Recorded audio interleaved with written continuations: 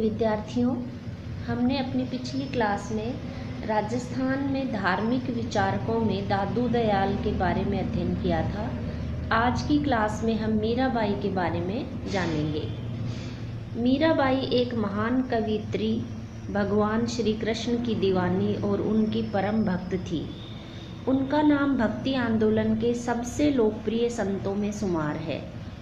मीरा के काव्य में कृष्ण भक्ति का अनुपम वर्णन मिलता है। भगवान कृष्ण को समर्पित उनके भजन उत्तर भारत के घर घर में अत्यंत ही लोकप्रिय है। आज भी उनके द्वारा रचित भजन बड़ी श्रद्धा के साथ गाए जाते हैं। उनका जन्म राजस्थान के राजपूत घराने में हुआ था। मीराबाई के जीवन के संबंध में कई कथाएं और किंवदंतियां प्रचलित है। अपने पति की आकस्मिक मृत्यु के बाद वे भगवान श्री कृष्ण की अनन्य भक्त हो गई। लोक लाज के कारण उन्हें घर से निकाल दिया गया। उनके बाद वे और भी दृढ़ता से कृष्ण भक्ति में तल्लीन हो गई।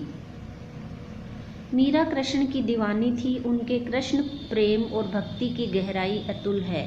उन्होंने सामाजिक और पारिवारिक लोक लाज की परवाह किए बगैर कृष्ण को अपना पति माना और उनकी भक्ति में लीन हो गई। इस प्रकार उन्होंने अपना सारा जीवन श्री कृष्ण भक्ति में समर्पित कर दिया। कृष्ण को अपना पति, अपना आराध्य समझने वाली मीराबाई की रचना में ब्रज भाषा और राजस्थानी दोनों भाषाओं का समन्वय है। जैसे मेरे तो गिरधर गोपाल दूसरा न कोई, जाके सिर मोर मुकुट सोई मोर पति सम होई। मीराबाई के जन्म से संबंधित कोई प्रमाणिक जानकारी उपलब्ध नहीं है। इनके जन्म वर्ष, जन्म स्थान को लेकर विद्वानों में मतांतर है। ज्ञात तथ्यों के आधार पर मीराबाई का जन्म राजस्थान के मेड़ता में सन 1503 ईस्वी के आसपास बताया जाता है। उनका जन्म राज परिवार में राव दूधाजी के वंशज में हुआ था। मीराबाई के पिता रतन सिंह राठौड़ एक छोटी सी रियासत के शासक थे। बचपन में ही मीराबाई की माता की मृत्यु हो गई। मीराबाई अपने पिता की इकलौती संतान थी। कहते हैं कि उनका पालन पोषण उनके दादा के सानिध्य में हुआ। उनके दादाजी भगवान विष्णु के परम भक्त थे। इस कारण साधु महात्मा का उनके घर आना जाना लगा रहता था। आगे चलकर इस भक्ति भावना का प्रभाव उनके जीवन पर भी पड़ा। मीराबाई की उम्र जब मात्र 13 साल की थी तब उनका विवाह कर दिया गया। उनका विवाह सन 1516 में उदयपुर के राजा महाराणा सांगा के युवराज भोजराज से संपन्न हुआ। सन 1518 ईस्वी में दिल्ली सल्तनत के साथ संघर्ष में राजकुमार भोजराज घायल हो गया। इस कारण दुर्भाग्यवश विवाह के कुछ वर्षों के बाद सन 1521 ईस्वी में उनके पति भोजराज की मृत्यु हो गई। इस प्रकार मीरा अल्पायु में ही विधवा हो गई। इस विपत्ति की घड़ी में वे भगवान श्री कृष्ण की ओर उन्मुख हुई। उन्होंने भगवान श्री कृष्ण को अपने जीवन का आधार बनाया और कृष्ण भक्ति में लीन हो गई। धीरे धीरे इस मिथ्या जगत से उन्हें विरक्ति हो गई और उन्होंने अपना सारा समय कृष्ण की भक्ति में समर्पित कर दिया।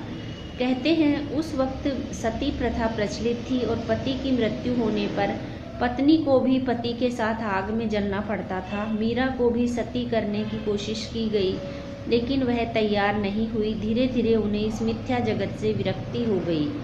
उनका अधिकांश समय साधु संतों की संगति में, भजन में व्यतीत होने लगा। मीराबाई मंदिरों में जाकर कृष्ण का भजन गाती तथा कृष्ण भक्ति में लीन हो जाती।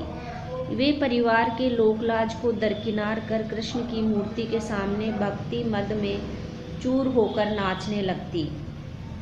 यद्यपि तत्कालीन भारतीय समाज में मीराबाई का विद्रोही स्वभाव, कृष्ण भक्ति के तरीके किसी राजघराने की महिला और एक विधवा के लिए बने परंपरागत नियमों के प्रतिकूल माने जाते थे, लेकिन मीरा तो कृष्ण की दीवानी हो चुकी थी।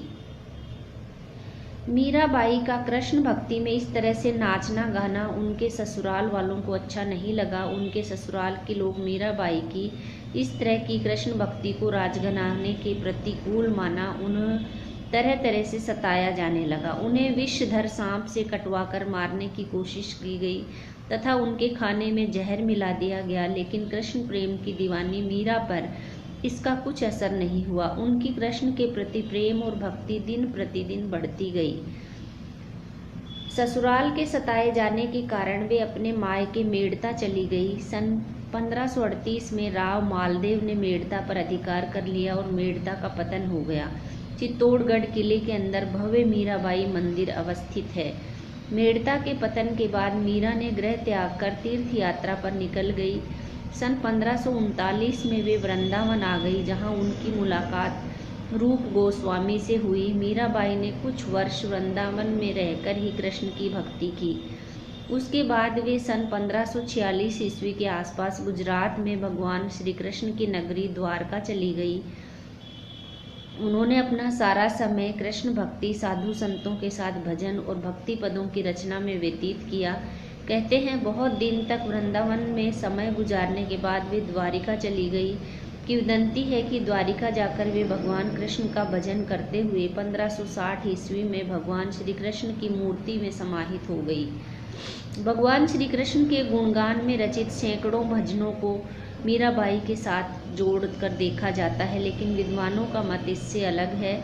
ज़्यादातर विद्वानों का मत है कि मीराबाई ने इनमें से कुछ भजनों की ही रचना की थी। बाकी की रचनाएं उनके प्रशंसकों द्वारा रचित मानी गई है। उनकी काव्य रचना में उनकी आत्मा का रुदन और हास्य दोनों समाहित है। मीराबाई ने ब्रज भाषा और राजस्थानी में स्फुट पद की ही रचना की। इस पद की संख्या 200 से 500 के बीच मानी जाती है। मीराबाई की रचना में माधुर्य भाव की प्रधानता दिखती है।